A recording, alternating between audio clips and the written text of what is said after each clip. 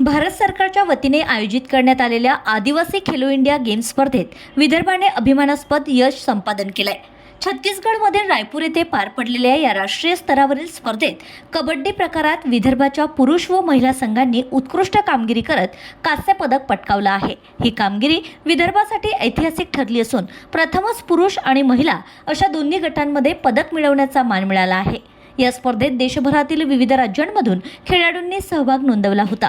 India secretary Jitendra Singh Thakur व सतीशराव डफळे सहसचिव Vidarbha अॅमेच्युअर kabaddi association यांच्या मार्गदर्शनाखाली विदर्भाच्या संघाची निवड तर आंतरराष्ट्रीय खेळाडू विनायक माळी व राजूभाऊ आढाऊ यांच्या देखरेखीमध्ये तयारी करण्यात आली होती। त्यांच्या नेतृत्वाखाली संघांनी उत्कृष्ट खेळ करत कांस्य पदक प्राप्त करून संघाला बहुमान पटकावून दिलाय। पुरुष संघाची जबाबदारी चांदूर बाजार येथील गोरगरीब खेळाडू निस्वार्थपणे प्रशिक्षण देऊन अनेक खेळाडू राष्ट्रीय आंतरराष्ट्रीय दर्जापर्यंत पोहोचवणारे तालुक्यातील क्रीडाभूषण प्रशिक्षक सुयोग अरविंदराव गोरले तर मॅनेजर पंकज बोरकर यांच्यावर सोपवण्यात आली होती।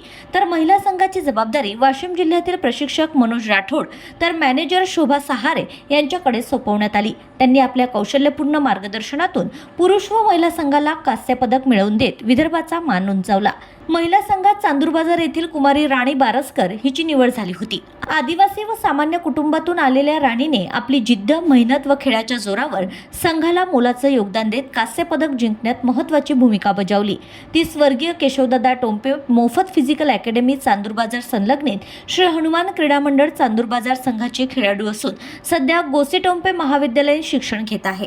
या उल्लेखनीय यशाबद्दल अमरावती जिल्ह्याचे खासदार बळवंत वानखडे, अचलपूर मतदारसंघाचे आमदार प्रवीण भाऊ तायडे, माजी आमदार बच्चूभाऊ कडू, गोसे टोंपे महाविद्यालयाचे अध्यक्ष भास्करराव टोंपे, विजयदादा टोंपे, प्राचार्य राजेंद्र रामटेके, प्राध्यापक नंदकिशोर गव्हाडे, रमेश तायवाडे, संतोषदादा किटुकले, ज्येष्ठ पत्रकार सुरेश सवले, पत्रकार सागर सवले तसेच अॅमेच्युअर कबड्डी असोसिएशन विदर्भ व हनुमान क्रीडा मंडळातील सर्व पदाधिकारी आणि नागरिकांनी खेळाडू व प्रशिक्षकांचं मनापासून अभिनंदन केलंय। या यशामुळे विदर्भातील क्रीडा क्षेत्राला नवी उभारी मिळाली असून येणाऱ्या काळात आणखी मोठ्या यशाची अपेक्षा व्यक्त केली जाते।